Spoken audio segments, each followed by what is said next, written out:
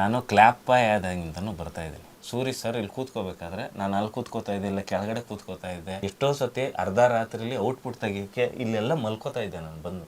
ಅಲ್ಲಿ ಕೆಲಸ ನಡೀತಾನೆ ಇರೋದು. ವಿಕ್ಕಿ ಬಂದಿರೋ ದಾರಿ ಅನ್ನೋದು ಕಷ್ಟ, ತುಂಬ ಕಷ್ಟ. ಪರ್ಫೆಕ್ಟಾಗಿ ಆ್ಯಕ್ಟಿವ್ ಮಾಡೋರು ಅದರಿಂದ ಮಾಡಿದ್ದಾನೆ ಅಂತೇಳಿ ಮಾಡೋರೆ ಅಂತ ಹೇಳಿ ಇಲ್ಲ, ಅದು ಏನಿದ್ರು ನಾನು ಪರ್ಸನಲಾಗಿ ಇರೋ ಬೈಬಲ್ ಅದು ಬೇರೆ ವಿಷಯ. ಅದು ಆಚೆ ತುಂಬ ಖುಷಿಯಿಂದ ಆಚೆ ಬರ್ತಾರೆ. ಪಿಕ್ಚರ್ ನೋಡಿದ ಮೇಲೆ ಒಂದು ಫುಲ್ಫಿಲ್ ಇರ್ತದೆ. ಈ ಪಿಕ್ಚರ್ ನೋಡಿದ ಮೇಲೆ ಹಿಂಗಿರುತ್ತೆ, ನೀವು ಹಿಂಗೆ ಸ್ಕ್ರೀನ್ ನೋಡಲ್ವಾ, ಹಿಂಗೆ ಸೌಂಡ್ ಹೋಗಿ ಹಿಂಗೆ ಲಾಕ್ ಆಗ್ತಾ ಇರುತ್ತೆ. ಏನು ಅರ್ಧ ಹೋಗುತ್ತೆ ಅನ್ನೋದು ಗೊತ್ತಾಗುತ್ತೆ ಅವನಿಗೆ. ಇದು ಅರ್ಧ ಹೋಗುತ್ತೆ ಇನ್ನೂ ಅದ ಸೈಲೆಂಟ್, ಓಕೆ ಅಷ್ಟೇ ಇರ್ತದೆ. ನನ್ನ ಎಕ್ಸ್ಪೆರಿಮೆಂಟ್ ಎಲ್ಲವೂ ರೈಟ್ ಆಗುತ್ತೆ ಅನ್ನೋ ಗ್ಯಾರಂಟಿ ಇಲ್ಲ ನನಗೆ. ಈ ಸೌಂಡ್ ಜೊತೆ ಹೆಂಗೆ ಕೆಲಸ ಮಾಡಬೇಕು ಅಂತ ನನಗೆ ಹೇಳ್ಕೊಟ್ಟಿದ್ದೆ ಆ್ಯಕ್ಚುಲಿ ಸೂರಿ ಸರ್. ಅಷ್ಟೊಂದು ಸೌಂಡ್ ಬಗ್ಗೆ ಆಸಕ್ತಿ ಇತ್ತು ಅಂತ ನಾನು ಇವತ್ತಿಂಥ ಲೆಜೆಂಡ್ ಜೊತೆ ಕೆಲಸ ಮಾಡಿರೋದು ಭಾಳ ಹೆಮ್ಮೆ ಇದೆ. ಏನು ಲೆಜೆಂಡ್ ಏನಿಲ್ಲ, ನಾನು ಒಂದು ಟೆಕ್ನಿಷಿಯನ್ ಅಷ್ಟೇ. ನೀವು ಲೆಜೆಂಡ್ ಗಿಜೆಂಡ್ ಅಲ್ವಾ? ಅಲ್ಲ ಎಮೋಷನಲ್ ಆಗ್ಬಿಟ್ರೆ ಅಲ್ಲ, ನಿಜವಾಗ್ಲೂ ಒಳ್ಳೇದಾಗ್ತದೆ. Don't worry.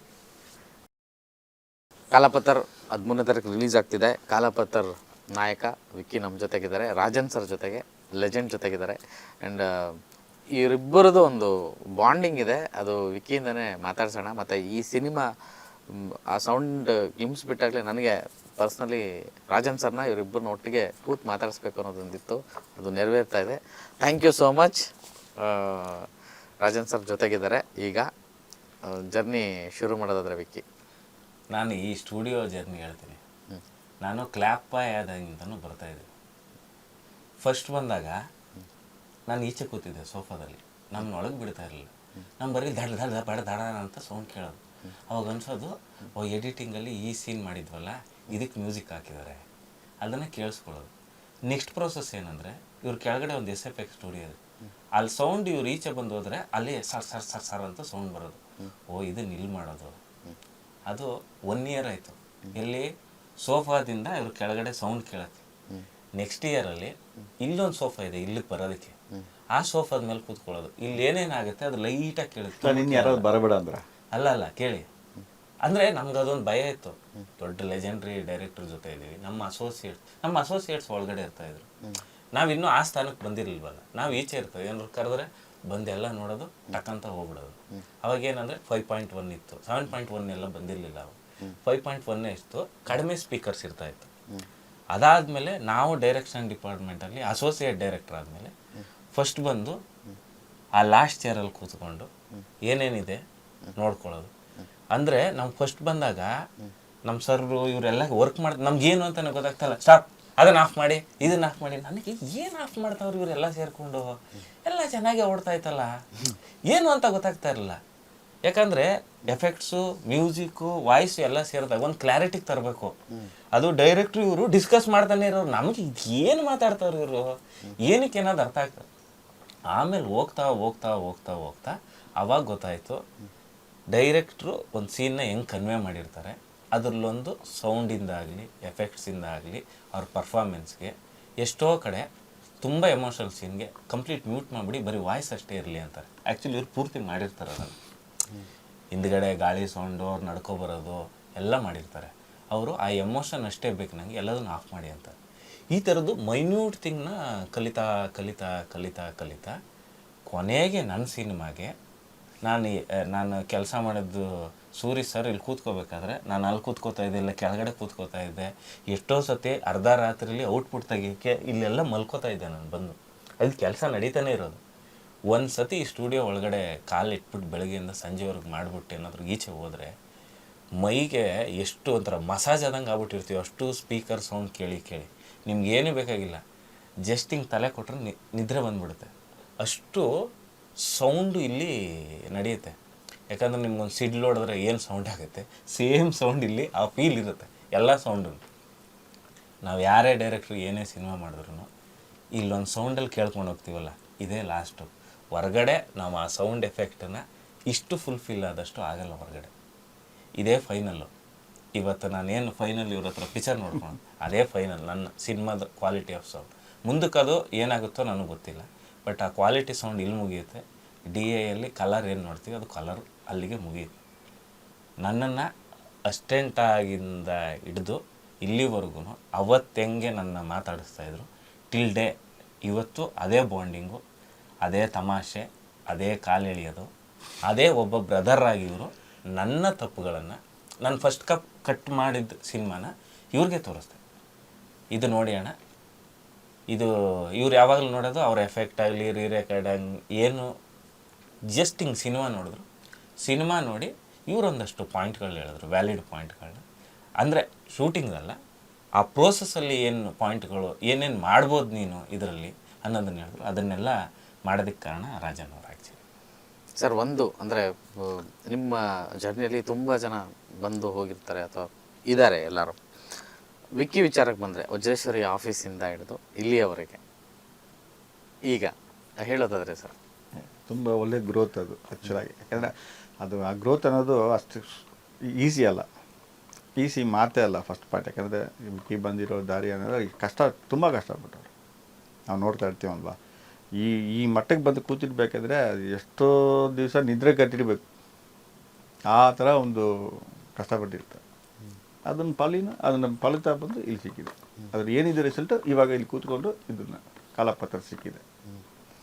ಅಂದರೆ ನೀವು ಒಬ್ಬ ಅಸಿಸ್ಟೆಂಟ್ ಆಗಿಂದ ಅಸೋಸಿಯೇಟ್ ಇದಾಗಿಂದ ನೋಡಿದ್ದೀರಾ, ಆ್ಯಕ್ಟರ್ ಆದಾಗಲೂ ನೋಡಿದ್ದೀರಾ.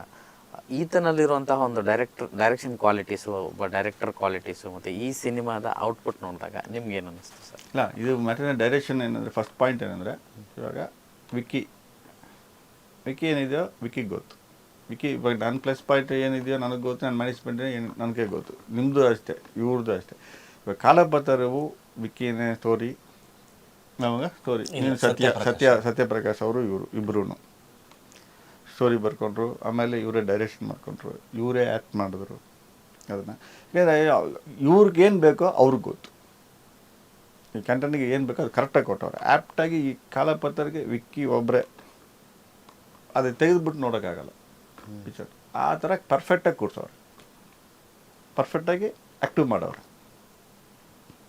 ಅದರಿಂದ ಮಾಡಿದ್ದಾನೆ ಅಂತೇಳಿ ಮಾಡೋರು ಅಂತ ಹೇಳಿ ಇಲ್ಲ, ಅದು ಏನಿದ್ರು ನೀನು ನಾನು ಪರ್ಸನಲಾಗಿ ಇರೋ ಬೈಬಲ್ ಅದು ಬೇರೆ ವಿಷಯ, ಅದು ಆಚೆ ಅಲ್ವಾ ಸರ್. ನನಗೆ ಬರೆಯೋದಿದ್ದಲ್ಲ. ಒಂದು ನಿಮ್ಮ ಹತ್ರ ಒಂದು ಸಣ್ಣ ಡಿಸ್ಕಷನ್ ಅಂದರೆ, ಈಗ ಉಪೇಂದ್ರ ಅವರು, ಸುದೀಪ್ ಅವರು ಅಥವಾ ರವಿಚಂದ್ರನ್ ಅವರು, ಈಗ ವಿಜಯ್ ಅವರು, ಅಂದರೆ ಅವ್ರಿಗೇನು ಬೇಕು ಅಂತ ಅವ್ರಿಗೆ ಗೊತ್ತಿಲ್ಲ, ಅವರೇ ಡೈರೆಕ್ಟ್ ಮಾಡ್ಕೊಂಡಿರೋವೆಲ್ಲವೂ ಆ ಸಕ್ಸಸ್ನ ತಂದುಕೊಟ್ಟಿದೆ. ಅದು ಜನಕ್ಕೆ ತುಂಬ ಇಷ್ಟ ಆಗಿದೆ. ಸೊ ಈ ಒಂದು ಪಾಯಿಂಟ್ಗೆ ಇವತ್ತು ವಿಕ್ಕಿ ಅವ್ರ ಸಿನಿಮಾನ ಅವರೇ ಮಾಡ್ಕೊಂಡಿರೋಂಥದ್ದು ನಿಮ್ಗೇನು? ಅದೇ ಇವಾಗ ಫಸ್ಟ್ ಆಫ್ ಆಲ್ ಏನಂದರೆ, ಇವಾಗ ವಿಕ್ಕಿ ಅವ್ರು ಏನಂದರೆ ಅವ್ರಿಗೇನು ನನ್ನ ಕೈಯಲ್ಲಿ ಏನಾಗುತ್ತೆ ಅಂದ್ಬಿಟ್ಟು ತೋರಿಸೋರೆ, ಕರೆಕ್ಟ್ ಅಲ್ವಾ? ಇವಾಗ ನೆಕ್ಸ್ಟ್ ಡೈರೆಕ್ಷನ್ ಬೇರೆಯವ್ರು ಮಾಡೋವಾಗೂ ವಿಕ್ಕಿ ಕೈಯಲ್ಲಿ ಏನು ಮಾಡ್ಬೋದು ಅನ್ನೋದು ಅವ್ರು ಥಿಂಕ್ ಮಾಡ್ತಾರೆ. ನೆಕ್ಸ್ಟ್ ನಾವು ಏನಂತ ನಾವು ತೋರಿಸ್ಕೋಬೇಕಲ್ವ ಫಸ್ಟು ಪಾಯಿಂಟು. ನಾವು ಇದಪ್ಪ ಅಂತ ತೋರಿಸಿದ್ರೆ ಬೇರೆ ಓಕೆಪ್ಪ ಅಂತ ಬರ್ತಾರೆ. ಅದೇ ಥರ ಅವ್ರದ್ದು ಏನು ಟ್ಯಾಲೆಂಟು ಎಲ್ಲನೂ ತೋರಿಸೋರೆ, ಡೈರೆಕ್ಷನ್ ಆಗಲಿ ಆ್ಯಕ್ಟಿಂಗ್ ಆಗಲಿ ಎಲ್ಲನೂ ತೋರಿಸೋರೆ. So next Vicky point of ವ್ಯೂಯಲ್ಲಿ ಅವ್ರು ಏನು ತೋರಿಸಿದಾರೋ, ಇವ್ರ ಪಾಯಿಂಟ್ ಆಫ್ ವ್ಯೂಗೆ ಅವ್ರು ಏನು ಬೇಕೋ ಆ ಥರ ಸಬ್ಜೆಕ್ಟಲ್ಲಿ ರೆಡಿ ಮಾಡ್ಕೊಳ್ತಾರೆ ಈಗ.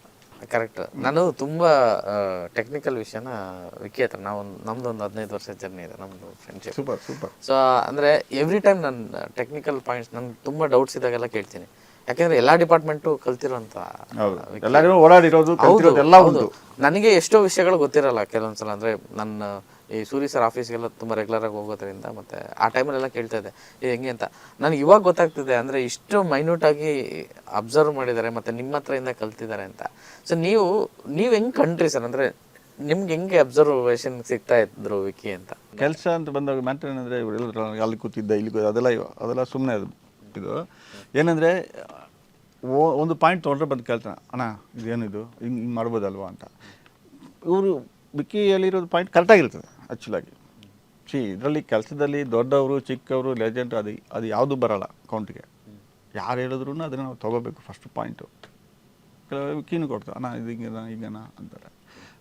ಆಚೆ ಎಲ್ಲ ಸೈಲೆಂಟಾಗಿ ಬಂದು ಕಿವಿಯಲ್ಲಿ ಹೇಳ್ತಾ ಇರ್ತಾನೆ. ಅದು ಕರೆಕ್ಟಾಗಿರ್ತದೆ, ಅದನ್ನು ತೊಗೊಳ್ತೀವಿ. ಅದನ್ನು ಕಾಲಪತ್ರ 13 ಬರ್ತಿದೆ ಸರ್.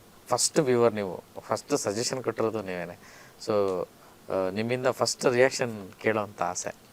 ಒಳ್ಳೆ ಪಿಕ್ಚರ್ ಮಾಡಿದ್ದಾರೆ, ಫ್ಯಾಮಿಲಿ ಆಡಿಯನ್ಸ್ ಆರಾಮಾಗಿ ಕೂತ್ಕೊಂಡು ನೋಡ್ಬೋದು, ಯಾವುದೇ ಒಂದು ಇದು ಇಲ್ಲ.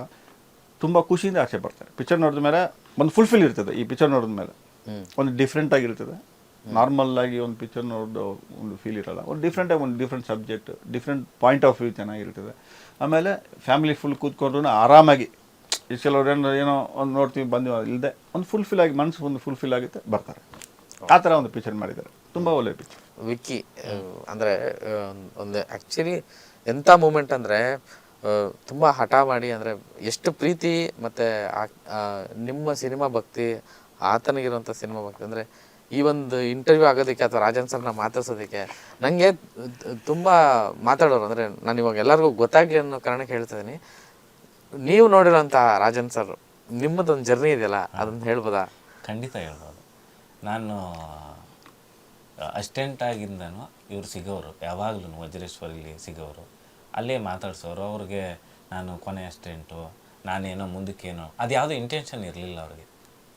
ಇವನು ನಮ್ಮ ಹುಡುಗ ಅಂತ ಅನಿಸಿತ್ತು ಅವತ್ತಿಂದ ಇವತ್ತುವರೆಗೂ. ಅವಾಗೆಲ್ಲ ನಮ್ಮ ಸರ್ರು ಕರೆಕ್ಷನ್ ಹೇಳೋರು, ಆ ಮಧ್ಯವರ್ತಿ ನಾನು ಕರೆಕ್ಷನ್ ಬಂದು ಅಣ್ಣ ಇದೊಂಚೂರು ಚೇಂಜ್ ಐತೆ ಅಂತ, ಹೌದಾ ಸರಿ ಆಯಿತು ಬಿಡು ಅಂತ ಹೇಳೋರು. ಹಿಂಗೆ ಮಾಡ್ತಾ ಮಾಡ್ತಾ ನನ್ನ ಸಿನಿಮಾ ಬಂತಲ್ಲ, ಆವಾಗ ನಾನು ಕರೆಕ್ಷನ್ ಹೇಳಕ್ಕೆ ಶುರು ಮಾಡಿದೆ. ಇದಣ್ಣ ನೋಡು, ಒಂದೇ ಒಂದು ಸತಿ ಒಂದು ರೀಲಲ್ಲಿ ಮಧ್ಯೆ 2 ಫ್ರೇಮ್ ಎತ್ಬಿಟ್ರೆ ಇಡೀ ಸಿನಿಮಾ ನಾನು ಸಿಂಕ್ ಹೋಗುತ್ತೆ. ಇದೆಲ್ಲ ನಾವು ಅಸಿಸ್ಟೆಂಟ್ ಡೈರೆಕ್ಟರ್ ಆದಾಗ ಕಲಿಸಿದ್ರು ಇವರು. ನೀನು ಡೈರೆಕ್ಟರ್ ಆದಾಗ ತಪ್ಪು ಮಾಡಬೇಡ, ನೀನು ಡೈರೆಕ್ಟರ್ ಆದಾಗ ಏನು ಮಾಡಬೇಕು, ಕರೆಕ್ಟಾಗಿ ನೀನು ಏನು ರೀಲ್ನ ಲಾಕ್ ಮಾಡ್ತೀಯ ಹಂಗೆ ಹೇಳಬೇಕು. ಟೆಕ್ನಿಷಿಯನ್, ಮ್ಯೂಸಿಕ್ ಡೈರೆಕ್ಟರ್ ಆಗಲಿ, ಎಫೆಕ್ಟ್ಸ್ ಮಾಡೋರ್ಗಾಗಲಿ, ಅವ್ರಿಗೆಲ್ಲ ಇಲ್ಲಿ ಸೌಂಡ್ ಮಿಕ್ಸ್ ಮಾಡೋರ್ಗೆ ಏನು ಮಧ್ಯದಲ್ಲಿ ನಾವೆಲ್ಲೋ ಲ್ಯಾಗು ಅಂತ 2 ಫ್ರೇಮ್ ಎತ್ಬಿಟ್ರೆ ಇಡೀ ಸಿನಿಮಾ ಲಿಪ್ ಸಿಂಕೇ ಇರೋಲ್ಲ, ಇವ್ರದ್ದು ಎಫೆಕ್ಟ್ಸು ಸಿಂಕ್ ಇರೋಲ್ಲ. ಇದನ್ನೆಲ್ಲ ನಂಗೆ ಬೇಸಿಕಲ್ಲೇ ಹೇಳ್ಕೊಟ್ರು ಇವರು. ಅಸಿಸ್ಟೆಂಟ್ ಡೈರೆಕ್ಟರ್ ಇದನ್ನೆಲ್ಲ ಮಾಡಬಾರ್ದು ಕಣ ಮುಂದೆ ಹೋಗ್ತಾ ಅಂತ ಎಲ್ಲ ಟೆಕ್ನಿಷಿಯನ್ ಹೇಳ್ಕೊಟ್ರು. ಇವ್ರು ಹೇಳ್ಕೊಟ್ರು, ಡಬ್ಬಿಂಗ್ ಅವ್ರು ಹೇಳ್ಕೊಟ್ರು, ಎಡಿಟ್ ಹೇಳ್ಕೊಟ್ರು.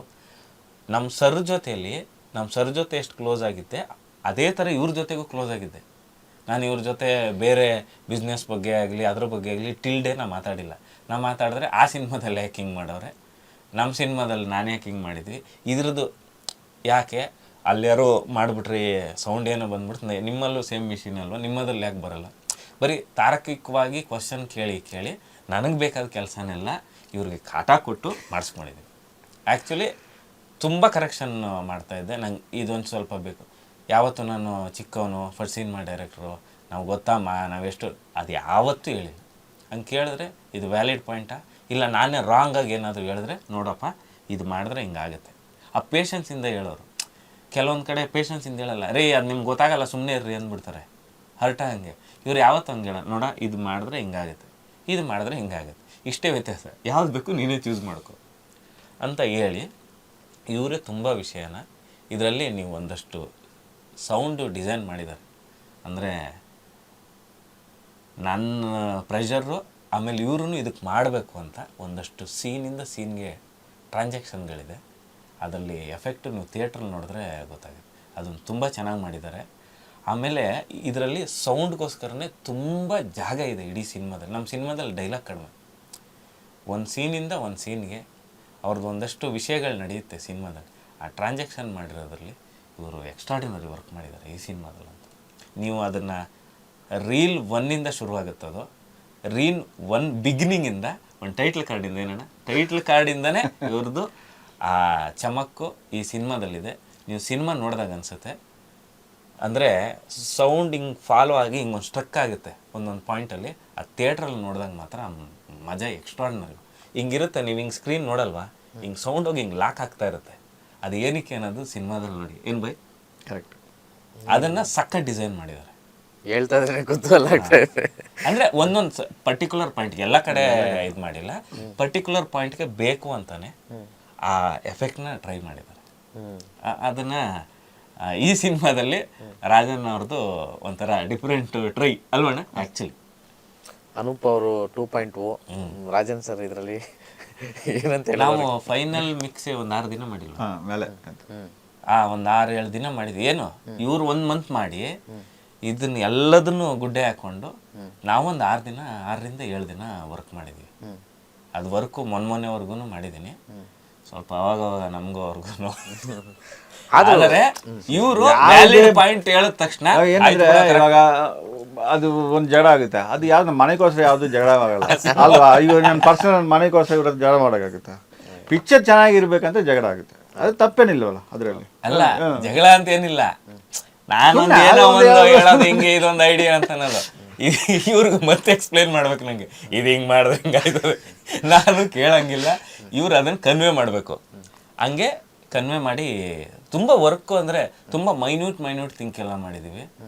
ಸಣ್ಣದೊಂದು ಇದರಲ್ಲಿ ಒಂದು ಸಣ್ಣ ಚಿಕ್ಕ ಕಲ್ಲು ಬೀಳೋದಿದೆ, ಅದನ್ನು ಹುಡುಕಿ. ಏನಂದರೆ ಇಲ್ಲಿ ಕೊಡ್ಬೇಕಾದ್ರೆ ನಾವೇನು ಮಾಡ್ತೀವಿ ಅಂದರೆ ರಫ್ ವಿಜುವಲ್ ಕೊಟ್ಬಿಡ್ತೀವಿ ಇವ್ರಿಗೆ, ಶೂಟಿಂಗಲ್ಲಿ ಶೂಟ್ ಮಾಡಿರೋ ವಿಜುವಲ್. ಅದು ಇಲ್ಲಿ ಅಷ್ಟು ನೀಟಾಗಿ ಕಾಣಲ್ಲ. ನಾವು ಫೈನಲ್ ಒಂದು ಕಾಪಿ ಕೊಡಬೇಕು. ಆ ಕಾಪಿ ಕೊಟ್ಟಾಗ ಇವರು ಒಂದು ರೌಂಡ್ ಮುಗ್ದಿದೆ ಅನ್ಕೋತಾರೆ. ಫೈನಲ್ ಕಾಪಿ ಕೊಟ್ಟಾಗ ಎಲ್ಲ ಕ್ಲಾರಿಟಿ ಕಾಣುತ್ತಲ್ಲ. ಅಲ್ಲೇ ಯಾವುದೋ ಒಂದು ಪಕ್ಷಿ ಹೋಗಿರುತ್ತೆ, ಇಲ್ಲೇ ಅವನು ಮುಂದೆ ಹೋಗಿರ್ತಾನೆ, ಅದು ಕಾಣಲ್ಲ. ಫುಲ್ HD ಕೊಟ್ಟಾಗ ಮತ್ತೆ ರಿವರ್ಕ್ ಮಾಡ್ಬೇಕು ಇವ್ರು ಕಂಪ್ಲೀಟ್ ಸೀನ್. ಮತ್ತು ಅದೆಲ್ಲ ಯಾಕಂದರೆ ಅದು ಅಲ್ಲಿ ಮಿಸ್ ಆಗೋ ಥರ ಫೀಲ್ ಆಗುತ್ತೆ ಅದು. ಮತ್ತೆ ಅದೆಲ್ಲ ರೀವರ್ಕ್ ಮಾಡಬೇಕು, ಅದೆಲ್ಲ ಆ್ಯಡ್ ಮಾಡಬೇಕು, ಅದೆಲ್ಲ ಆ ಥರ. ಸರ್, ಇವರಲ್ಲಿ ಕಂಡಂಥ ಟೆಕ್ನಿಕಲ್ ಹಸಿವು ಅಂದರೆ ನೀವು ಅವಾಗಲೇ ಹೇಳಿದ್ರಿ ಅಣ್ಣ ಇದಂಗಣ ಅದನ್ನೇ ಹಿಂಡ್ತಾ ಇರ್ತೇನೆ. ಅಲ್ಲ ಸರ್, ಅಷ್ಟು ವರ್ಷದಿಂದ ನೋಡ್ಕೊಂಡು ಬಂದಿರಲ್ಲ, ಈಗ ಅವರೇ ಸಿನಿಮಾ ಮಾಡಿದಾರಲ್ಲ ಸರ್.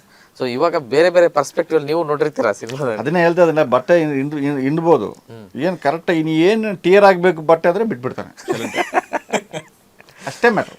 ಸೊ ಎಲ್ಲ ಆಸ್ಪೆಕ್ಟ್ಸ್ ಅಲ್ಲೂ ಕಾಲಪತ್ರ ಹಂಗೆ. ಹೌದು, ಏನು ಅರ್ಧೋಗುತ್ತೆ ಗೊತ್ತಾಗುತ್ತೆ ಅವನಿಗೆ, ಇದು ಅರ್ಧೋಗುತ್ತೆ ಇನ್ನೂ ಅದ ಸೈಲೆಂಟ್, ಓಕೆ ಅಷ್ಟೇ ಹಿಂಡ್ತಾ ಇರ್ತಾನೆ, ಅಷ್ಟೇ ಮ್ಯಾಟ್ರು. ಅಂದರೆ ಏನು ಗೊತ್ತಾ, ನಮ್ಗೇನೋ ಲೈಫಲ್ಲಿ ಎಕ್ಸ್ಪರಿಮೆಂಟ್ ಮಾಡಬೇಕು ಅಂತ ಇರುತ್ತೆ. ಅದಕ್ಕೆ ಇವ್ರಿಗೆ ಹೋಗಿ ಹೇಳ್ತಾನೆ ಇರ್ತೀನಿ, ನನ್ನ ಎಕ್ಸ್ಪರಿಮೆಂಟ್ ಎಲ್ಲವೂ ರೈಟ್ ಆಗುತ್ತೆ ಅನ್ನೋ ಗ್ಯಾರಂಟಿ ಇಲ್ಲ ನನಗೆ. ಅದನ್ನು ಕರೆಕ್ಟ್ ರೂಟ್ ಕರ್ಕೊಂಡು ಹೋಗ್ಬೇಕಲ್ಲ. ಇವ್ರಿಗೆ ಎಕ್ಸ್ಪೀರಿಯನ್ಸ್ ಇದೆಯಲ್ಲ, ನಂಗೆ ಏನೇನೋ ಅನ್ನಿಸ್ತಾ ಇರುತ್ತೆ, ಬಟ್ ಬಂದು ಹೇಳ್ತಾ ಇರ್ತೀನಿ, ಇವ್ರು ರೈಟು ರಾಂಗ್ ಮಾಡೋದೇ ಇವ್ರ ಕೆಲಸ. ಇದು ಮಾಡೋರು ಇದಾಗುತ್ತೆ. ಇದು ಅದನ್ನು ತುಂಬ ಪೇಷನ್ಸಿಂದ ನನಗೆ ತುಂಬ ವಿಷಯ ಹೇಳ್ಕೊಟ್ಟಿದ್ದಾರೆ ಈ ಸಿನಿಮಾದಲ್ಲಿ. ಆಮೇಲೆ ನನಗೆ ಈ ಸ್ಟುಡಿಯೋದಲ್ಲಿ ಈ ಸೌಂಡ್ ಜೊತೆ ಹೆಂಗೆ ಕೆಲಸ ಮಾಡಬೇಕು ಅಂತ ನನಗೆ ಹೇಳ್ಕೊಟ್ಟಿದ್ದೆ ಆ್ಯಕ್ಚುಲಿ ಸೂರಿ ಸರ್ ಒಂದು ನೋಟ್ ಪ್ಯಾಡಲ್ಲಿ ಬರ್ಕೊಂಡು ಬಂದರೆ ಪಾಯಿಂಟ್ಸ್ನ ಇಲ್ಲಿ ನಿಂತ್ಕೊಂಡ್ರೆ ಒಂದು ರೀಲ್ ನೋಡ್ತಾ ಇದ್ರೆ ಇದ್ರಲ್ಲಿ ಇದೇ ಬೇಕು, ಇದೇ ಪಾಯಿಂಟ್ ಇರಬೇಕು, ಇಲ್ಲಿ ಇದೇ ಸೌಂಡ್ ಇರಬೇಕು, ರಾಜನಣ್ಣ ಅಲ್ಲಿ ಬೇಡ ಅಣ್ಣ, ಹಿಂಗೆ ಹೇಳ್ತಾ ಇದ್ದೆ ಪರ್ಟಿಕ್ಯುಲರ್ ಆಗಿ. ಅದೆಲ್ಲ ನಮ್ಮ ಸರ್ ಜೊತೆ ನೋಡಿನೇ ನಾವು ಕಲ್ತಿದ್ವಿ. ಅದೆಲ್ಲ ಇವಾಗ ಈ ಸಿನಿಮಾದಲ್ಲಿ ಒಂದಷ್ಟು ಟ್ರೈ ಮಾಡಿದ್ದೀವಿ ಆ ಥರದ್ದೆಲ್ಲ. ಕಾಲಪತ್ರ ಸಿನಿಮಾ ಅದು ನೀವು ಸೌಂಡ್ ಗ್ಲಿಮ್ಸ್ ಬಿಟ್ಟಿದ್ರಲ್ಲ, ಅಲ್ಲಿಂದನೇ ಇದೆಲ್ಲ ಸ್ಟಾರ್ಟ್ ಆಗಿತ್ತು. ಇದೇನೋ ಬೇರೆ ಏನೋ ಮಾತಾಡ್ತಾ ಇದೆ ಫಿಲ್ಮು, ಏನೋ ಬೇರೆ ಸೌಂಡ್ ಕೇಳಿಸ್ತಾ ಇದೆ ಅಂತ ಅಂದ್ಬಿಟ್ಟು. ಆ್ಯಕ್ಚುಲಿ ಅದೂ ಎಕ್ಸ್ಪೆರಿಮೆಂಟ್ ಏನೇನೆ, ಅದು ಧೈರ್ಯ ಬೇಕು. ಏನಪ್ಪ ಎಲ್ಲ ಹಾಡಿದ್ದು ಚಿಕ್ಕ ಇದು ಬಿಟ್ರಲ್ಲ ಅಂತ. ಇವತ್ತು ಸಿನಿಮಾ ರಿಲೀಸ್ಗೆ ರೆಡಿಯಾಗಿದೆ, 13ನೇ ತಾರೀಕು ಬರ್ತಾ ಇದೆ. ಆಲ್ರೆಡಿ ಎಲ್ಲ ಕಡೆ ಈ ವಿಷಯ ಓಡಾಡ್ತಾ ಇದೆ. ಇಂಡಸ್ಟ್ರಿಯಲ್ಲಿ ತುಂಬ ಒಳ್ಳೆ ಆ್ಯಂಬಿಯನ್ಸ್ ಇದೆ, ಆ್ಯಂಡ್ ಇಂಡಸ್ಟ್ರಿ ಒಂದು ಪಾಸಿಟಿವ್ ಆಗಿದೆ ಸರ್. ಅಂದರೆ ಈ ಸಿನಿಮಾ ಚೆನ್ನಾಗಾಗಬೇಕು, ಈ ಸಿನಿಮಾ ಚೆನ್ನಾಗಿ ಆಗುತ್ತೆ. ಆಮೇಲೆ ವಿಕ್ಕಿನ ಇಷ್ಟು ವರ್ಷದಿಂದ ನೋಡಿದ್ದಾರೆ ಎಲ್ಲರೂ ಒಂದಾಗಿ ಇದು ಗೆಲ್ಲಬೇಕು, ಈ ಥರ ಸಿನಿಮಾಗಳು ನಿಲ್ಲಬೇಕು ಅನ್ನೋ ಥರದ್ದು. ಆ ಥರದ್ದೊಂದು ಕಥಾವಸ್ತುನೇ ಆಲ್ರೆಡಿ ಹಬ್ಬಿಬಿಟ್ಟಿದೆ. ಸೊ ಈ ಒಂದು ಮೂಮೆಂಟಲ್ಲಿ ಜೊತೆಗಿದ್ದಾರೆ, ನೀವು ಜೊತೆಗಿದ್ದೀರಾ, ಏನು ಹೇಳಕ್ಕೆ ಬಯಸ್ತೀರಿ? ಮ್ಯಾಟರ್ ಏನಂದರೆ ಇದು ಕನ್ಫರ್ಮ್ ಆಗಿ ಒಳ್ಳೆಯದಾಗುತ್ತೆ, ಅದರಲ್ಲಿ ಡೌಟ್ ಏನಿಲ್ಲ. ಸಬ್ಜೆಕ್ಟ್ ಅಂಥದ್ದು ಅದು ಇನ್ನೊಂದಿಲ್ಲ, ಆ ಸಬ್ಜೆಕ್ಟ್ ಇವರಿಬ್ಬರಿಗೆ ಹೊಳಿಬೇಕು, ಸತ್ಯಪ್ರಕಾಶ್ಗೂ ವಿಕ್ಕಿಗೆ. ಯಾಕೆಂದರೆ ಅದು ಒಂದು ಥಾಟ್, ಅದು ಅಷ್ಟು ಚೆನ್ನಾಗಿದೆ, ಅದು ಅಷ್ಟು ಸುಲಭವಾಗಿ ಅದು ಯಾರಿಗೂ ಮೈಂಡಲ್ಲಿ ಬರೋಲ್ಲ. ಬಟ್ ಆ ಥರ ಥಾಟ್ ಬಂದಿದೆ ಅಂದರೆ ಅದು ಏನಿದೆ ಆನ್ ಫ್ರೇಮ್ ತುಂಬ ಚೆನ್ನಾಗಿದೆ ಅದು. ಆಮೇಲೆ ಪಿಕ್ಚರ್ ಕೂತು ನೋಡೋವಾಗೂ ತುಂಬ ಫೀಲ್ ಆಗುತ್ತೆ ನಮಗೆ. ಆ ಥರ ಅದು 100% ಒಳ್ಳೆಯದಾಗುತ್ತೆ, ಅದರಲ್ಲಿ ಡೌಟೇ ಇಲ್ಲ.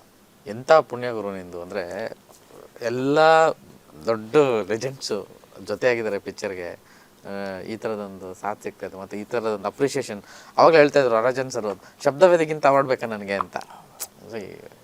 ನಾನು ರಾಜನ್ ಅವ್ರು ಯಾವಾಗ ಸಿಗ್ತಾ ಇದ್ರು ನಾನು ಅದೇ ಕೇಳಿದೆ, ಅಣ್ಣ ನೀವು ಯಾವ ಸಿನಿಮಾ ಮಾಡಿದ್ರಿ ಅಣ್ಣ, ಯಾವಾಗಿಂದ ಮಾಡಿದ್ರಿ ಅಣ್ಣ, ಅದನ್ನ ಹೆಂಗೆ ಮಾಡಿದ್ರಿ ಅಣ್ಣ. ಅವ್ರು ಈಗ ನೋಡ್ತಾರೆ, ಹಿಂಗೆ ನೋಡಿ ಏನಪ್ಪ ಅಂತಾಗೆಲ್ಲ ಕೇಳ್ತೀಯಲ್ಲ. ಆದರೆ ನಂಗೆ ಕುತೂಹಲ ಅದು. ನಂಗೆ ಯಾಕಂದರೆ ಆ ಸಿನಿಮಾ ನೋಡ್ಬೇಕಾದ್ರೆ ಏನೇನೋ ನಮಗೆ ಇದಾಗಿರುತ್ತೆ.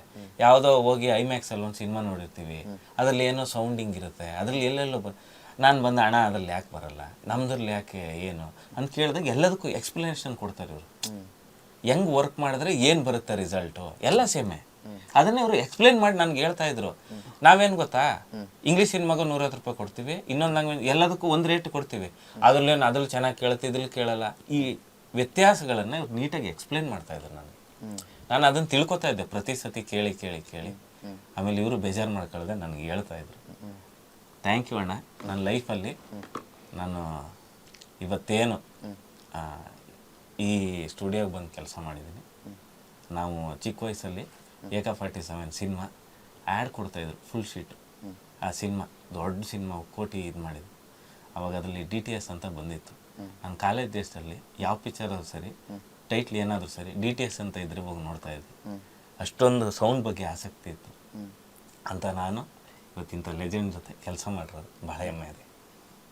ಯಾಕೋ ಎಮೋಷನಲ್ ಆಗ್ತಾ ಇದೆ. ಅಲ್ಲ, ನಿಜ, 100% ನಿಜ.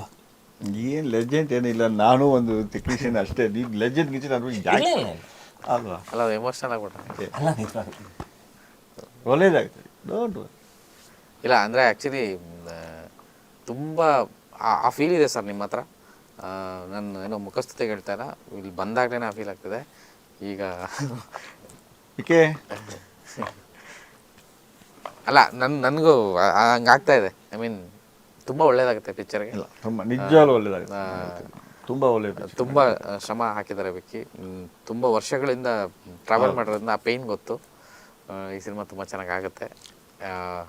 ನಿಮ್ಮ ಆಶೀರ್ವಾದ, ನಿಮ್ಮ ಹಾರೈಕೆ, ನಿಮ್ಮ ಸೌಲ್, ನೀವು ಪ್ಯೂರ್ ಸಿನಿಮಾ ಸೌಲ್ ಸರ್ ನೀವು. ನಮ್ಗೆ ಅದು ತುಂಬ ಖುಷಿ ಆಯಿತು. ಥ್ಯಾಂಕ್ ಯು ನಮ್ಮ ಜೊತೆ ನನಗೆ ಸಿಕ್ಕಿದ್ದಕ್ಕೆ. And thank you Vicky, all the best. ತುಂಬ ಎಮೋಷ್ನಲ್ ಆಗಿದ್ದೀವಿ ಮೂಮೆಂಟು. ಗೊತ್ತಿಲ್ಲ ಏನು ಹೇಳಬೇಕು ಅಂತ. ಕಾಲಪತ್ರ ತುಂಬ ಚೆನ್ನಾಗಾಗುತ್ತೆ. ಆ್ಯಂಡ್ ರಾಜನ್ ಸರ್ ಸಿಕ್ಕಿರೋದು ಕನ್ನಡ ಪಿಕ್ಚರ್ಗೆ ನಮ್ಮ ಒಂದು ಹೆಮ್ಮೆ. ಹಾರ್ಟ್ಲಿ ತುಂಬ ಥ್ಯಾಂಕ್ ಯು ಸರ್. ಆ್ಯಂಡ್ ಈ ಒಂದು ಪ್ಲೇಸಲ್ಲಿ ನನ್ನ ಬದುಕಿನ ಅತ್ಯಂತ ಉತ್ಕೃಷ್ಟ ಕ್ಷಣ ಇದು. ನಾನು ತುಂಬ ಆಭಾರಿಯಾಗಿದ್ದೀನಿ ನಿಮಗೆ, ಈ ಒಂದು ಜಾಗದಲ್ಲಿ ನನಗೆ ಕೂತ್ಕೊಳ್ಳೋಕ್ಕೆ ಇದು ಕೊಟ್ಟಿದ್ದಕ್ಕೆ. Thank you so much. Thank you. ನಮಸ್ಕಾರ.